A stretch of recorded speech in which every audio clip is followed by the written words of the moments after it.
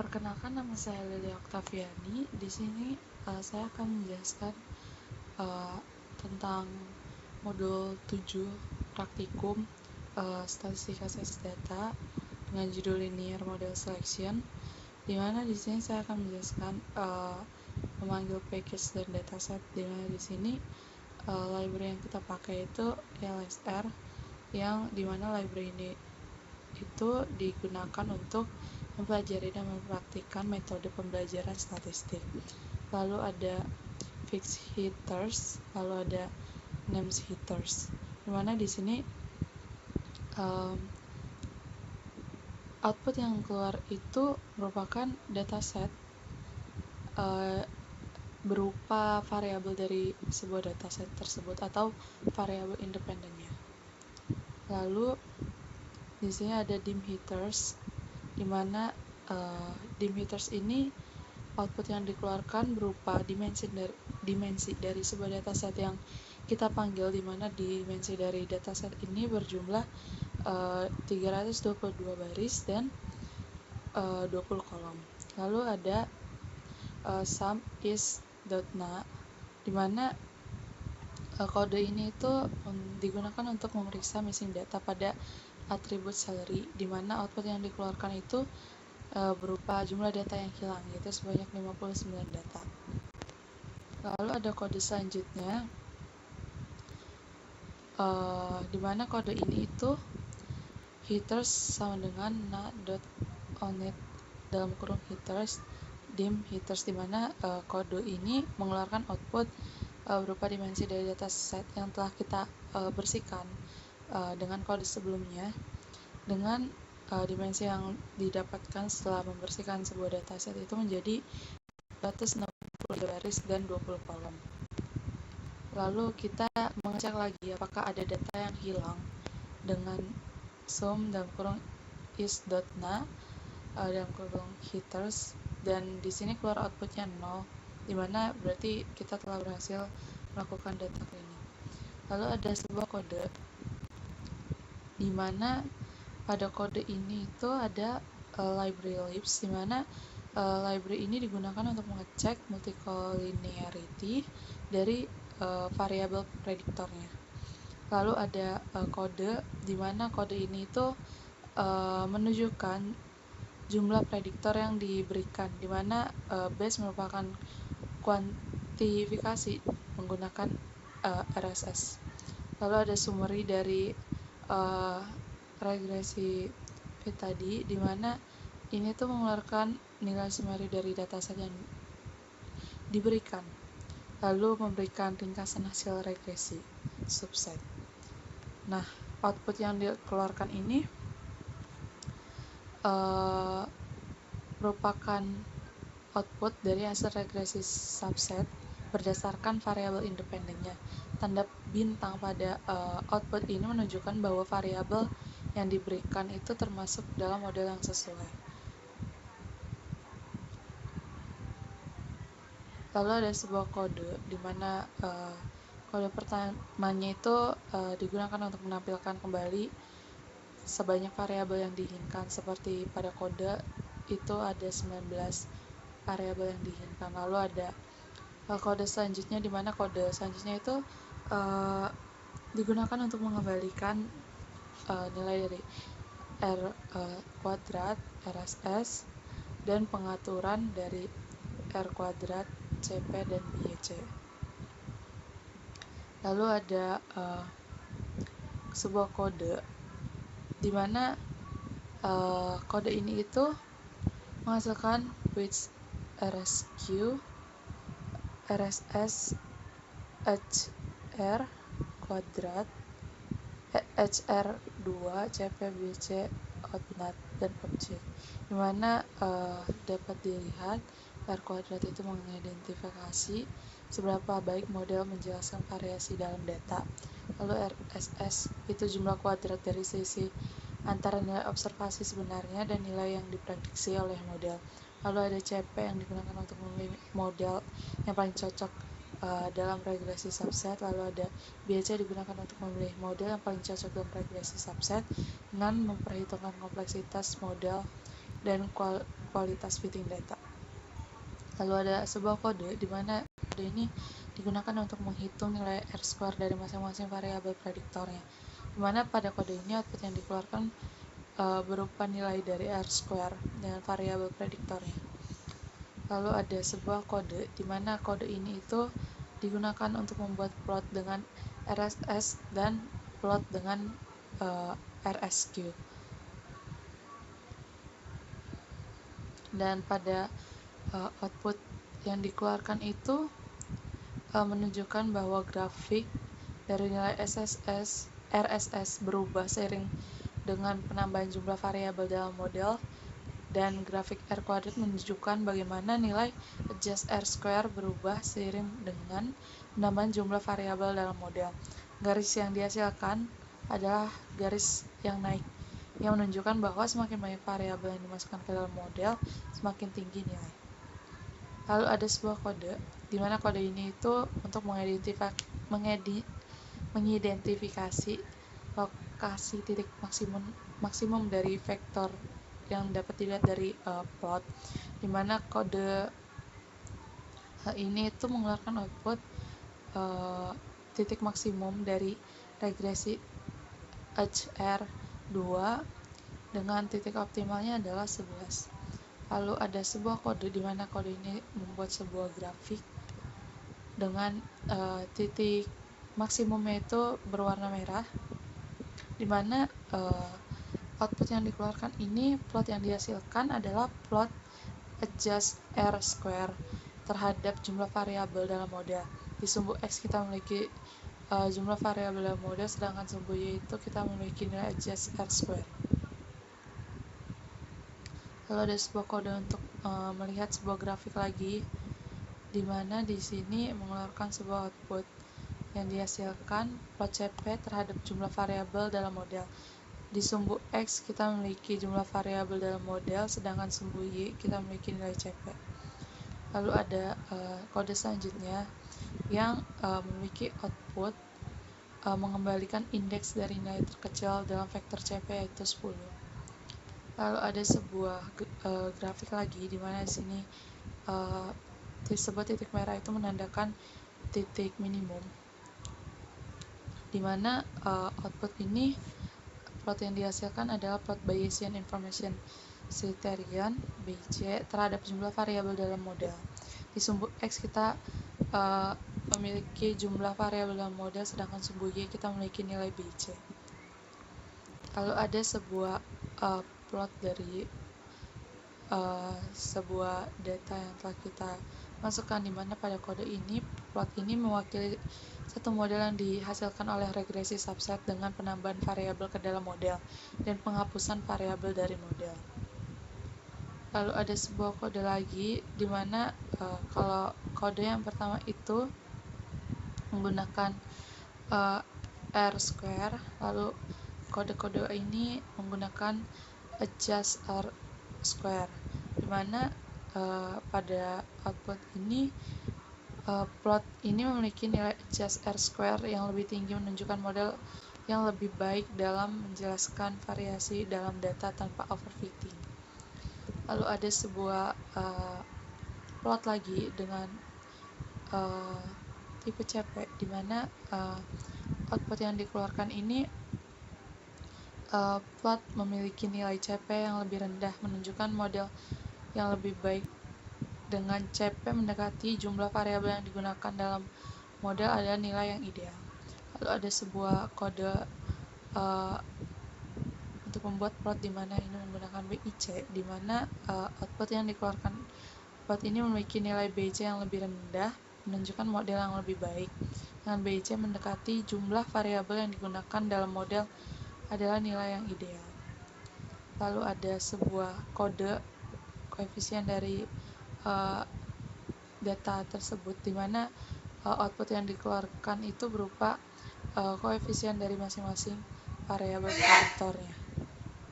Sekian dari saya, terima kasih. Baik, saya Dwi Sulistiani akan melanjutkan penjelasan dari rekan saya. Yang selanjutnya adalah forward and backward stepwise selection. Kita bisa menggunakan fungsi rect subset untuk forward stepwise atau backward selection dengan menggunakan argumen method forward atau method backward. Yang pertama adalah kode ini melakukan analisis regresi subset menggunakan metode forward pada dataset header dengan variabel dependent salary. Fungsi rect subset digunakan untuk melakukan regresi subset di mana variabel dependen yang paling signifikan secara bertahap ditambahkan ke dalam model argumen NVMax sama dengan 19 menunjukkan bahwa model mencakup hingga 19 prediktor.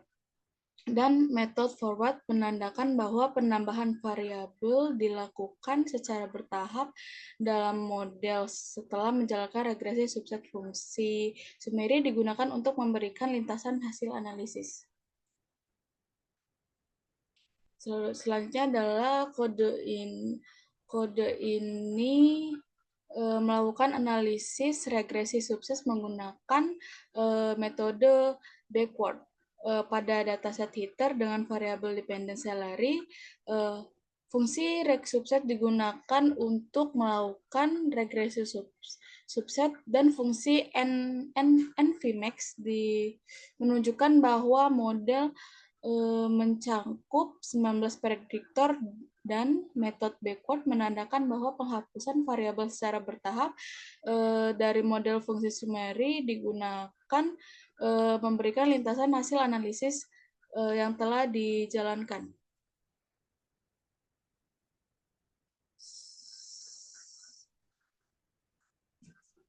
Selanjutnya adalah kode ini digunakan untuk mengambil fungsi koefisien regresi dari model regresi linier yang disimpan dalam objek Rigfit full dengan jumlah variabel sebanyak 7. Selanjutnya kode coef Rigfit BWD 7 digunakan untuk mengambil koefisien regresi dari model linier yang dihasilkan dari proses regresi subset menggunakan metode backward dengan variabel sebanyak 7. Terima kasih. Selanjutnya akan dilanjutkan oleh rekan saya. Baik, selamat pagi, selamat siang, selamat sore, dan selamat malam. Perkenalkan, nama saya Andra Hadimel Parsit dengan NIM 1D2450108 dari perwakilan kelompok 1 RC. Nah, pada video kali ini saya akan melakukan pengulangan latihan praktikum pada modul 7 yaitu Linear Model Selection. Nah, pada bagian video kali ini saya akan melakukan memilih model dengan menggunakan pendekatan validation set dan cross validation. Pertama, kita melakukan coding set, satu, lalu membuat data trainingnya, sample, true, false, and row.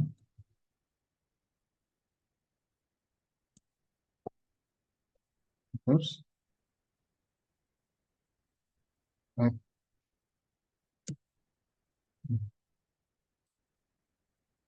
bikin data tesnya.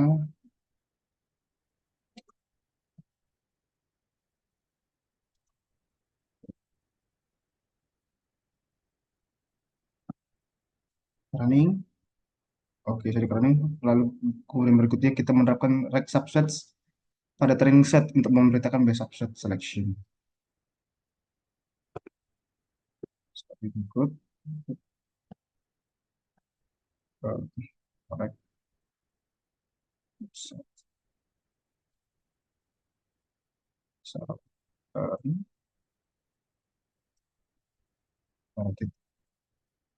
Semua data dengan headers.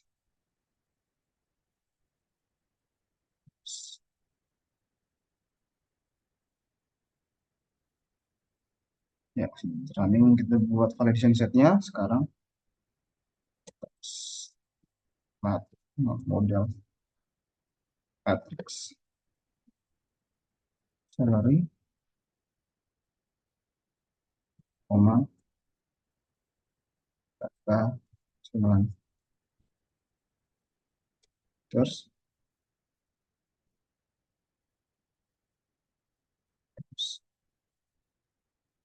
ada yang kurang. Dibuat Vmax 16. Oke, sudah.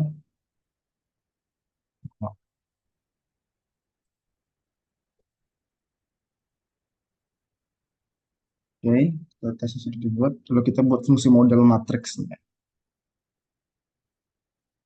File, taruh sini, apa, kalau I 1 banding 19 sampai 19,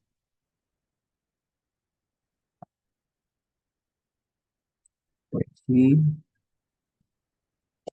sudah. Baik, tes, ini, dictionary, tes, math,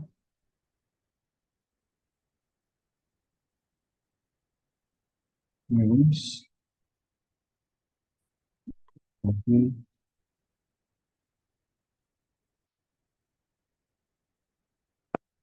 tentang WiFi. Ini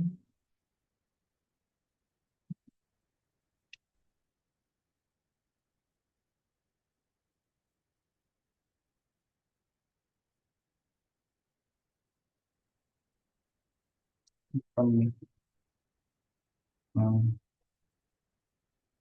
good file lurusnya I dengan terus salary yes right 40.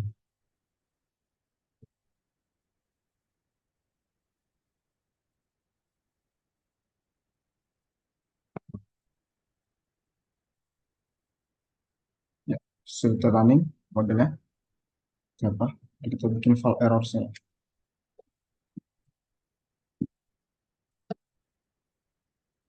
Ya, berikutnya saya valence errorsnya. Kemudian kita buat curve-nya.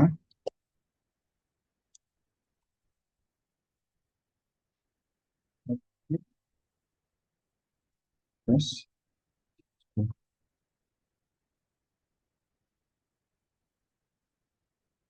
kemudian kita bikin prediknya.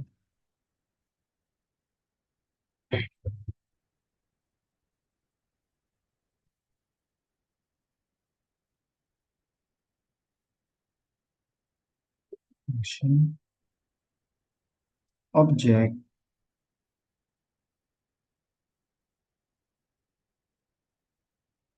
new data ID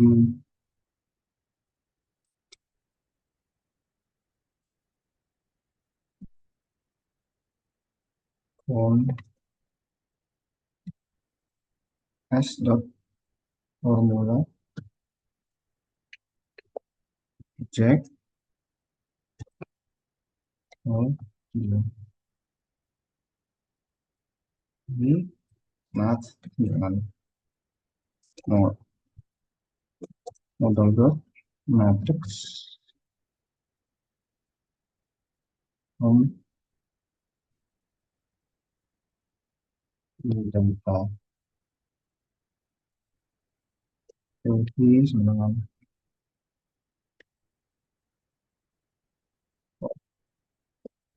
objek tadi semua tadi expose means you Math, X force, Sun, Curriculum.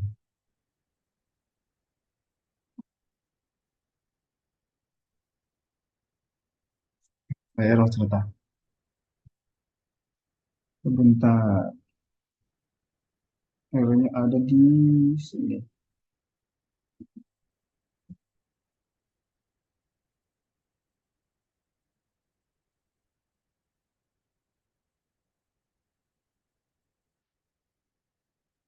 Incomplete expression predict subset.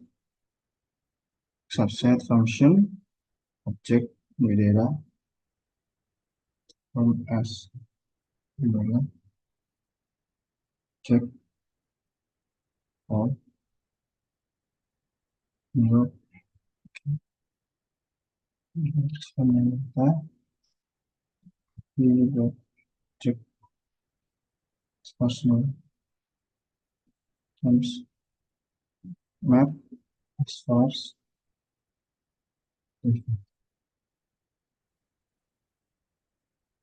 sebentar.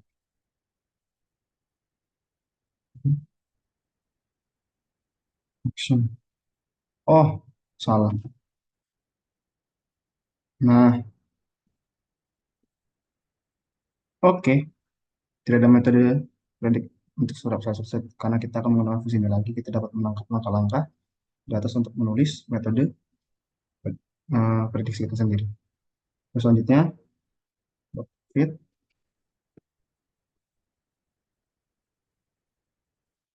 best, set, salary,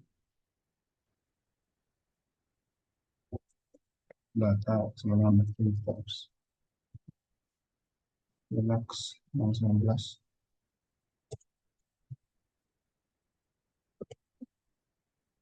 fit, best, 10. Jadi tinggal interceptnya, hitsnya, maksudnya. Lanjut, kemudian mungkin kita kasih nilai K-nya,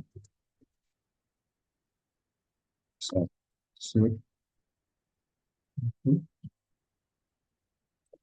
words-nya kita bikin, sample, K, underline, terus, paste dengan terus,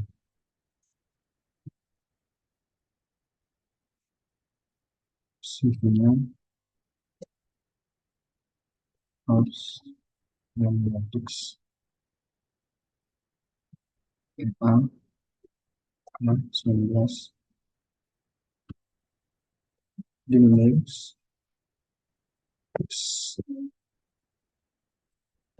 output paste satu dari medium. Ini sudah terbuat. Lalu kita bikin codingan pengulangan OI J K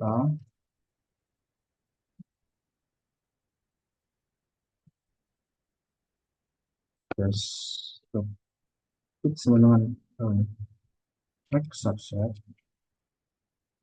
salary semua di atas ini terus out J koma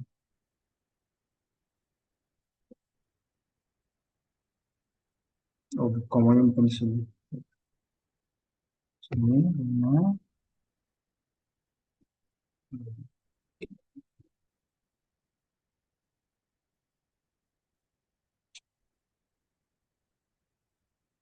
koma lagi misalnya Max 19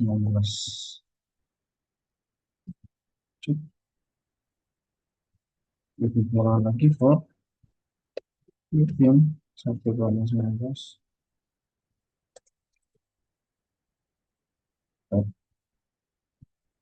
lebih plus fit plus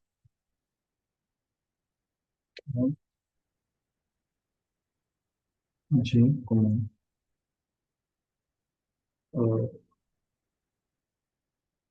lagi kita bisa menggunakan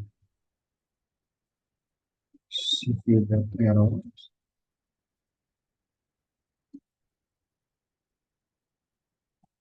di sini, maaf ya.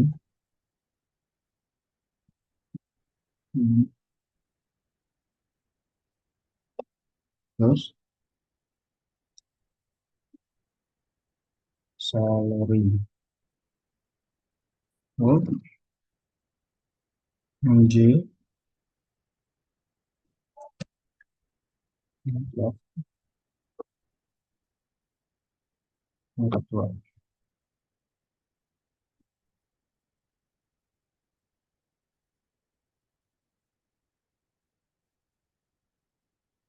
NVMax. Oh, ada yang typo teman-teman. Max ya.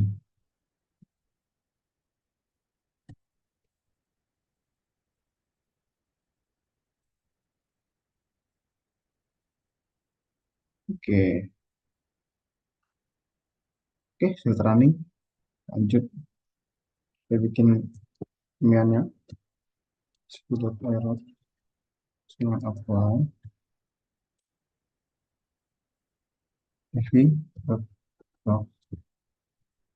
Dengan CV error. Ya, berikut nilainya, baru kita buat visualisasinya. Info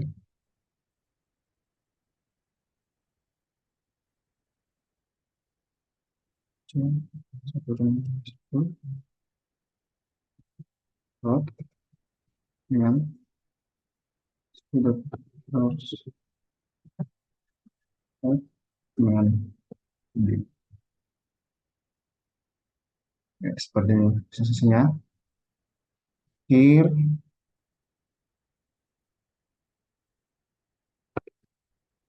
back yes dengan subset summary data headers and max 15 right backslash 15. Ya, berikut nilai-nilainya dari request-nya. Sekian video kali ini, kurang lebih mohon maaf. Terima kasih.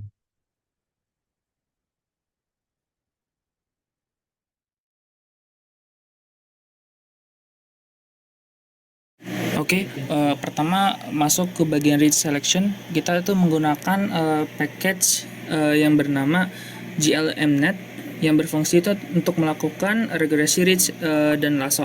Nah, ada juga fungsi utamanya juga itu untuk digunakan sesuai dengan model regresi reach atau model lasso, terus ada model lainnya juga. Nah, adapun fungsi sintaksnya juga yang agak berbeda nih dari fungsi model fitting yang lain, yaitu secara khusus itu bisa melewatkan matriks antara X dan vektor sama vektor Y. Nah, itu juga bisa digunain dengan sintaks YX. Nah, untuk X itu sama dengan model titik matriks yang kita akan gunakan, yaitu berupa data salary untuk hittersnya -1 untuk nilai X-nya. Kemudian untuk Y-nya yaitu sebenarnya hitters untuk menampilkan data salary. Adapun fungsi model matriksnya juga itu berguna untuk membuat X nyata tidak hanya menghasilkan matriks yang sesuai dengan 19 prediktor, tetapi juga dia otomatis mengubah variabel kualitatif menjadi variabel dummy. Nah, propertinya itu juga penting karena dapat mengambil input numerik dan kuantitatif yang bisa dilihat dari teks di bawah ini. Ridge regression untuk library GLMNet.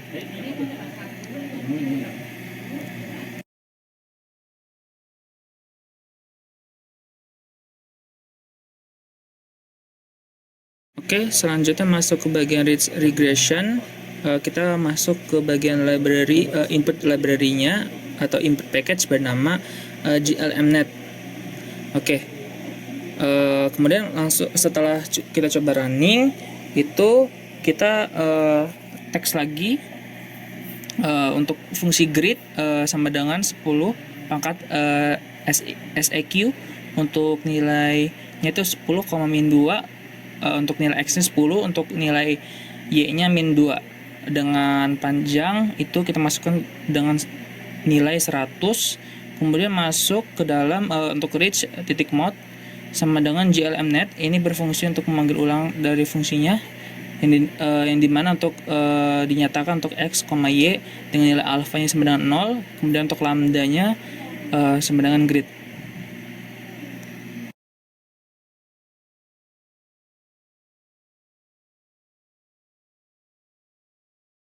Adapun juga untuk fungsi GLMNet itu juga melakukan regresi ridge untuk rentang nilai lambda yang dipilih secara otomatis. Nah, di sini itu kan kita telah memilih untuk mengimplementasikan fungsi pada kisi nilai mulai dari lambda sama dengan 10, 0 hingga lambda 10 pangkat min 2. Yang pada artinya itu mencakup berbagai skenario dari model 0 yang hanya berisi intercept hingga kode terkecil yang sesuai. Nah, terkait dengan setiap lambda adalah vektor koefisien regresi ridge disimpan juga dalam matriks yang dapat diakses oleh COF.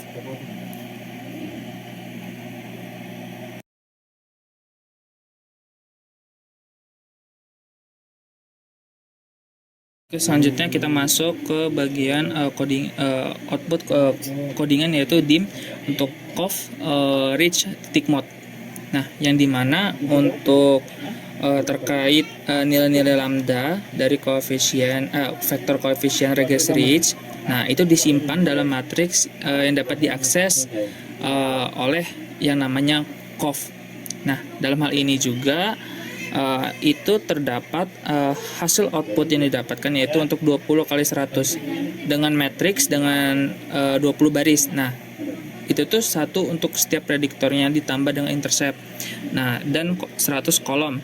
Nah, satu untuk setiap nilai lambdanya.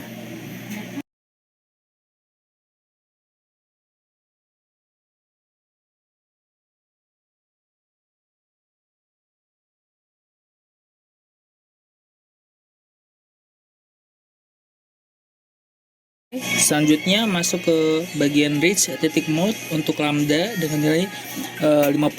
Didapatkan hasil output setelah coba di run yaitu 11497.57. Kemudian masuk ke bagian dim untuk bagian COF reach titik mode dengan nilai Y yaitu 50. Didapatkan hasil dari outputnya sebagai berikut. Untuk intercept nya terdapat nilai-nilai seperti intercept, at bat, hits, HM run, runs, RLBI, walks, years, C-hit, C-hits, CHM run, C-run, CRBI, dan masih banyak lagi. Berdasarkan data di atas, melalui koefisien tersebut, kita dapat mengevaluasi pengaruh relatif dari setiap variabel prediktor terhadap variabel respon dalam model ridge regression. Nah, variabel prediktor dengan koefisien lebih besar itu dianggap memiliki pengaruh yang lebih besar terhadap variabel respon dalam model. Kemudian, masuk ke bagian selanjutnya, itu untuk ridge untuk mode dengan lambda dengan input nilai yaitu 60. Didapatkan hasil yaitu 705.4802 terdapat sedikit perbedaan yang signifikan ya antara nilai 50 dan 60. Kemudian masuk ke bagian selanjutnya, yaitu cov reach titik mod dengan nilai y-nya dimasukkan yaitu 60. Sama juga seperti sebelumnya, yaitu didapatkan untuk dari coefficient tersebut mengevaluasi pengaruh relatif juga dari setiap variabel prediktornya. Kemudian kita masuk ke bagian SGRT untuk nilai sum-nya, untuk cov, untuk reach mode-nya dengan nilai x-nya -1 dan nilai y-nya 60. Kemudian dipangkatkan 2. Didapatkan hasil dari outputnya yaitu 57.1.1101. Kemudian masuk ke bagian selanjutnya, yaitu untuk predict reach titik mod dengan nilai untuk S-nya sama dengan 50 dengan tipe koefisien 1:20. Nah, itu juga hampir sama dengan seperti yang sebelumnya. Kemudian lanjut ke bagian set titik seed dengan nilai 1 untuk train sampelnya 1 berbanding row X dengan row X kedua dibagi menjadi 2. Nah, di situ kita coba tes dengan nilai min train, yang dimana untuk bagian y test-nya sama dengan y test. Didapatkan hasil output seperti berikut. Dengan reach titik mod GLMnet. Sebelumnya untuk set seed sama dengan 1.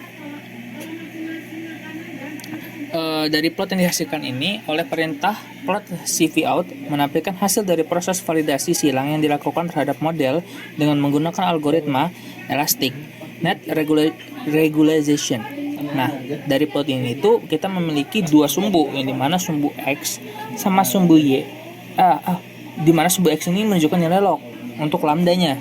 Nah, yang merupakan nilai parameter regularisasi lambda dalam skala logaritmik. Nah, sedangkan untuk sumbu Y-nya itu menunjukkan kesalahan atau error validasi silang. Nah, dari plot ini itu untuk membantu dalam memilih nilai optimal dari parameter regulasi lambda dengan melihat di mana nilai kesalahan validasi silang berada pada titik terendah. Nah, dari titik terendah ini pada kurva kesalahan validasi silang menunjukkan nilai lambda yang memberikan kinerja model yang paling baik dalam hal kemampuan umum dan generalisasi pada data baru. Nah, dengan melihat plot ini juga, kita tuh dapat menentukan nilai optimal dari parameter lambda yang akan digunakan dalam model Elastic Net Regularization ini.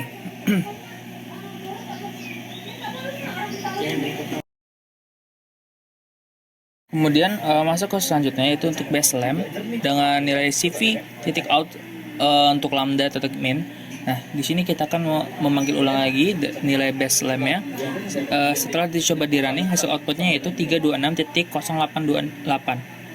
Oke, masuk ke bagian output selanjutnya, yaitu untuk reach titik predict reach titik mod untuk S sama dengan baseLam, untuk new X nilai tesnya. Nah, di sini kita untuk mencari nilai main-nya. Nilai main berarti untuk reach prediction untuk nilai Y-nya kita tes.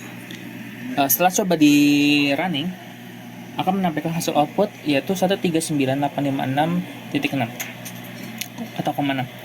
Selanjutnya kita masuk ke bagian codingan selanjutnya, yaitu untuk kita mencari nilai out.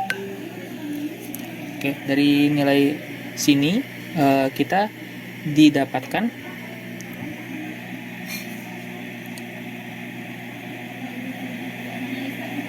melakukan fitting dengan model ini pada full dataset.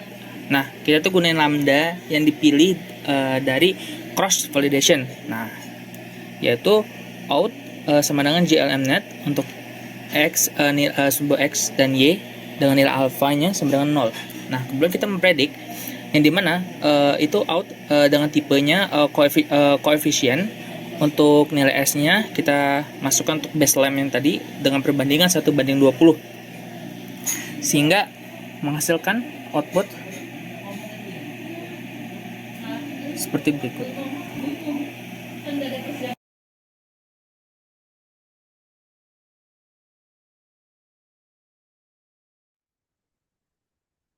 Oke, selanjutnya akan dilanjutkan oleh saya. Perkenalkan, nama saya Natasha Egelina Marbun dengan NIM 122450024. Dan selanjutnya saya akan menjelaskan tentang Rich Selection and Lasso. Jadi, regressing Rich atau Rich Selection ini adalah metode untuk memperkirakan koefisien model regresi berganda dalam skenario di mana variabel independen berkolerasi tinggi. Nah, jadi di sini kita bakal menggunakan GLMN add. Nah, jadi fungsi ini digunakan untuk membangun model regresi Lasso atau ElasticNet. Paket ini juga menyediakan fungsi-fungsi tambahan untuk evaluasi dan visualisasi model, serta alat untuk melakukan validasi silang dan seleksi model yang optimal. Nah, di sini bisa kita lihat kita membuat library dari fungsi ini. Nah, jadi secara default, GMLNet ini melakukan regresi rich untuk rentang nilai lambda yang dipilih secara otomatis. Namun di sini kita telah memilih untuk mengimplementasikan fungsi pada kisi nilai mulai dari lambda sama dengan 10 hingga lambda 10 pangkat min 2 yang pada dasarnya mencakup berbagai skenario dari model 0 yang hanya berisi intercept sehingga kuadrat terkecil mencakup berbagai skenario dari model 0 yang hanya berisi intercept sehingga kuadrat terkecil yang sesuai. Seperti yang kita lihat, kita juga dapat menghitung kecocokan model untuk nilai lambda tertentu yang bukan merupakan salah satu dari nilai grid asli. Nah, jadi bisa kita perhatikan juga bahwa secara default fungsi ini membakukan variabel sehingga berada pada skala yang sama. Untuk mematikan pengaturan default ini, kita bisa menggunakan standardized yaitu false. Nah, jadi terkait dengan setiap lambda adalah vektor koefisien regresi Rich disimpan dalam matriks yang dapat diakses oleh coef. Dalam hal ini adalah 20 kali 100 matriks dengan 20 baris untuk setiap prediktor ditambah intercept dan 100 kolom, satu untuk setiap nilai lambda. Nah, selanjutnya kita buat fungsi dim menggunakan coef terus Rich mode. Jadi output yang dihasilkan ini merupakan nilai lambda ke-50. Nah, ini lambda ke-50 dari model regresi Rich yang disimpan dalam objek Rich mode. Nah, lambda adalah parameter penalti dalam regresi Rich yang mengontrol kompleksitas model. Nilai lambda yang lebih besar menghasilkan penalti yang lebih besar terhadap koefisien regresi yang mengarahkan pada model yang lebih sederhana. Dalam kasus ini nilai lambda ke-50 itu adalah 11.497,57. Nah, selanjutnya kita akan menggunakan fungsi coef. Nah, jadi melalui koefisien ini, kita dapat mengevaluasi pengaruh relatif dari setiap variabel prediktor terhadap variabel respon. Variabel terhadap variabel respon dalam model Rich regression.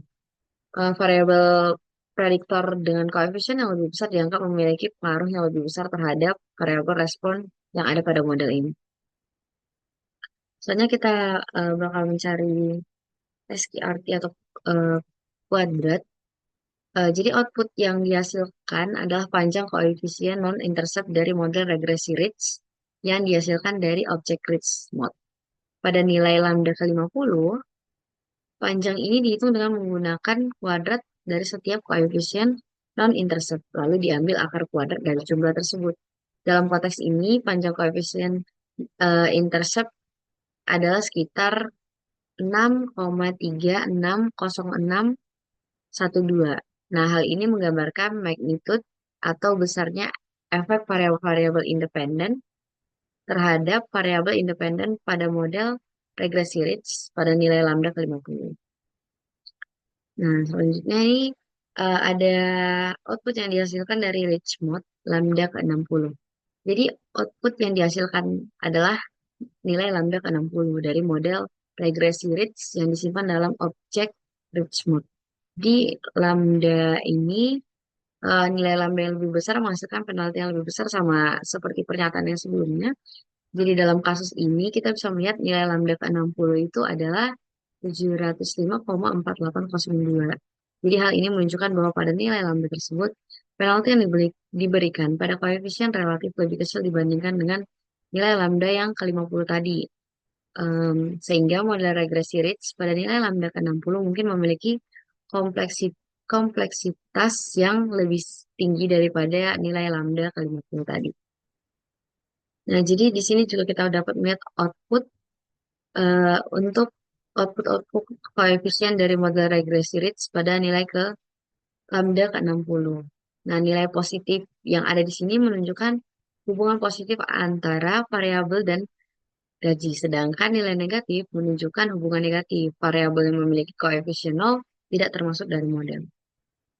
Selanjutnya sama seperti tadi, ini ada fungsi kuadrat, atau kita mencari kuadrat nilainya untuk lambda ke-60. Jadi di sini panjang koefisien yang dihitung dengan menggunakan kuadrat dari setiap koefisien non-intercept, lalu menggambar akar, lalu kita dapat mengambil akar kuadrat dari jumlah tersebut. Nah, dalam konteks ini itu, panjang koefisien non-intercept untuk lambda ke-60 itu adalah sekitar 57,11001. Nah, panjang ini menggambarkan besarnya efek variabel terhadap variabel independen dalam regresi Ritz pada nilai lambda yang kita cari tadi, yaitu lambda ke-60. Nah, jadi semakin besar koefisiennya, semakin besar pula efek variabel tersebut terhadap variabel independen.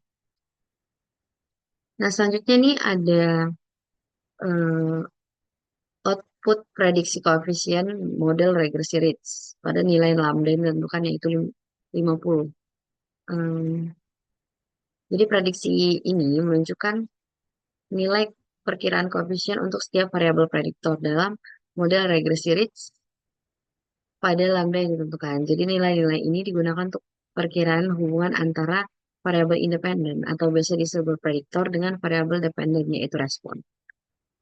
Ada hits, ada hem run, ada runs. Di sini ada intercept-nya, dan di sini ada variabel-variabel. Selanjutnya,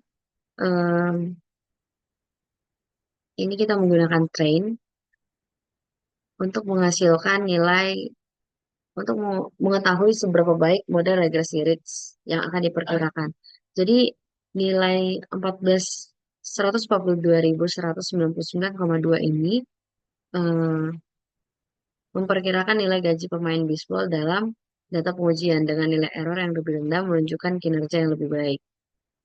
Selanjutnya ada mean. Kita seperti kita tahu, mean adalah rata-rata. Jadi nilai rata-rata, dan di sini ada juga menggunakan predik, berarti kita memprediksi nilai rata-rata error kuadrat.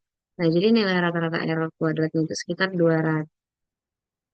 224.669,8. Jadi nilai ini menunjukkan seberapa baik regresi Ritz memperkirakan nilai gaji pemain bisbol dalam data pengujian dengan menggunakan lambda yang sangat besar.